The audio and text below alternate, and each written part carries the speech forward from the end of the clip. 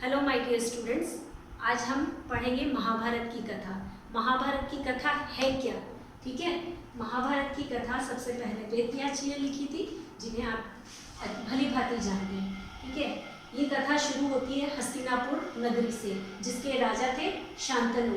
उनकी दो पत्नियां थीं, एक थी गंगा और एक थी सत्यवती। गंगा से देवव्रत, जो कि आगे जाके भीष्म पितामह कहलाए, वो उनके पुत्र थे। और दूसरी जो रानी थी सत्यवती, उनके पुत्र थे चित्रांगद और विचित्रवीर्य। पर नियमानुसार ज्येष्ठ पुत्र ही राजा बनता है, तो चित्रांगद उनके राजा बने। पर इनकी मृत्यु के बाद क्या हुआ, इनका अकाल ही मृत्यु हो गया। तो उसके बाद विचित्रवीर्य भी उसके हस्तिनापुर के राजगद्दी पर बैठे और उनसे दो पुत्र पैदा हुए, जो थे, एक थे धृतराष्ट्र, दूसरे थे पांडु। धृतराष्ट्र जन्म से ही अंधे होने के कारण पांडु को हस्तिनापुर का राजा बनाया गया। और उनकी दो पत्नियां थी, कुंती और माद्री।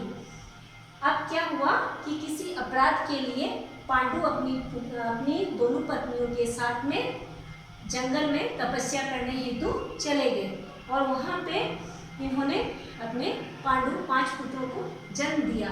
परंतु वह बच्चों के जन्म के पश्चात कुछ वर्षों बाद पांडु का मृत्यु हो गई और इनके 5 पांडवों का लालन पालन साधुओं के द्वारा, वहाँ पे रहने वाले जंगल में रहने वाले साधुओं के द्वारा किया गया। जब युधिष्ठिर 16 वर्ष के हो गए, तब वहाँ के रहने वाले साधुओं ने भीष्म पितामह को उन 5 पांडवों को उनके हाथ में सौंप दिया। ठीक है, और वो 5 पांडव जो थे, वो स्वभाव से बहुत ही अच्छे थे। उनका स्वभाव सभी को मोहित कर रहा था। और ये देखकर क्या हो रहे थे, धृतराष्ट्र के जो पुत्र थे कौरव, वह बहुत उनसे जलने लगे, उनके मन में बैर भावना आ गई। और उस टाइम पे, उस समय में क्या प्रथा थी, चौसर खेलने की प्रथा थी। तो उस चौसर खेलने की प्रथा में एक बार उन लोगों ने भी खेला। और इस खेल में क्या होता था, वो राज्यों की भी मतलब बोली लगा देते थे। ठीक है ना, जैसे आजकल पैसों की लगाते हैं, उस टाइम पे राज्यों की बोली लगा देते थे राजा लोग। तो जब कौरव और पांडव में चौपड़ खेला गया और कौरव की तरफ से शकुनी ने खेला और इसमें पांडवों की हार हो गई। ठीक है, पांडवों की हार हुई तो उनको 13 वर्ष का वनवास दिया गया। 13 वर्ष के वनवास में 12 वर्ष का वनवास तो था, नॉर्मल जैसे वनवास करना था वैसे ही करना था, पर जो 13वां वनवास था वो उनको अज्ञात वनवास में बिताना था।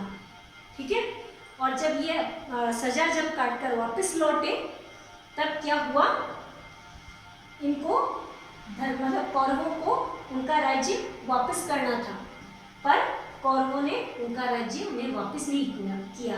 और इससे पहले की कथा ये थी कि मतलब जब ये दोनों के बीच में कौरव और पांडवों में ज़्यादा जब वैर भावना आ गई थी, तो भीष्म पितामह ने एक बीच का रास्ता निकाला।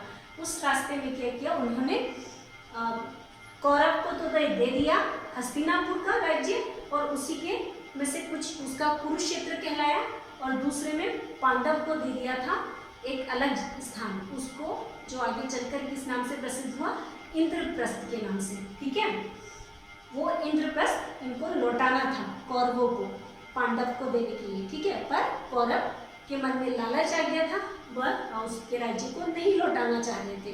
तो इसी अपने राज्य को वापस लेने के लिए, अपने हक की लड़ाई की लड़ने के लिए कौरव और पांडवों के बीच में जो युद्ध चला, वही महाभारत की कथा के नाम से प्रसिद्ध हुई। समझ में आया सबको? ये संक्षिप्त में थी महाभारत की कथा। ठीक है, आगे हम पढ़ेंगे अलग अलग जो इस कथा के जो पात्र हैं उसके बारे में पढ़ेंगे। नेक्स्ट में हम पढ़ेंगे भीष्म पितामह की कहानी, जो कि कौन थे, जो देवव्रत के नाम से जाने जाते थे बचपन में। ठीक है, तो मैंने आपको ये महाभारत का संक्षिप्त ज्ञान दिया है कि महाभारत कथा क्या थी, उसमें कौन कौन से मेन कैरेक्टर थे, पात्र थे।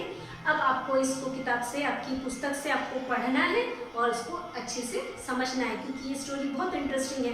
और आप इसके बारे में ज़्यादा जानना चाहते हैं तो टीवी में भी देख सकते हैं, आपके आजकल टीवी में आ ही रही है रोज। ठीक है, ओके बाय।